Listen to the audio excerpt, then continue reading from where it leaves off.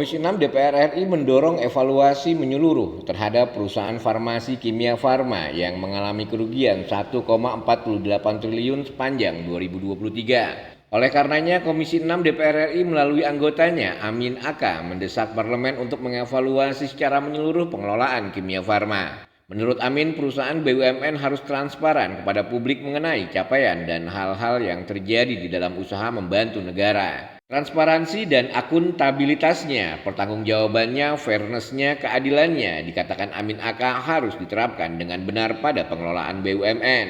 Atas dasar itu, Amin berharap bahwa kasus yang dialami Kimia Farma tersebut tidak ada yang namanya fraud atau penipuan. Menurut Amin Aka, persoalan fraud dalam pengelolaan BUMN adalah hal mendasar. Kalau sempat terjadi berarti pengelola tidak amanah. Saya kira sebagian besarnya lebih pada kasus moralitas, bukan kasus yang terkait dengan soal kompetensi, tegas Amin Aka. Kerugian 1,48 triliun sepanjang tahun 2023 bagi Kimia Farma membengkak 678% dari kerugian tahun 2022 yang tercatat sebesar 190,47 miliar. Akibatnya, rugi per saham dasar terjun bebas ke level Rp267 dari sebelumnya hanya Rp34.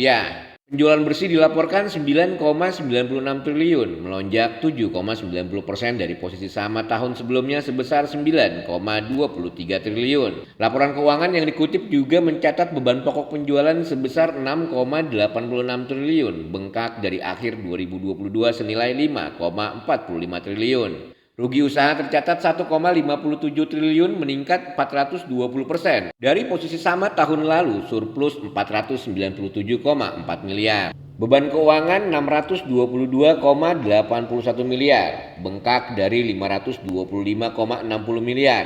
Penghasilan keuangan 25,44 miliar, melejit dari 12,16 miliar. Total liabilitas 11,19 triliun, berkurang dari akhir tahun lalu 11,79 triliun. Total aset 17,58 triliun, menukik dari 19,79 triliun.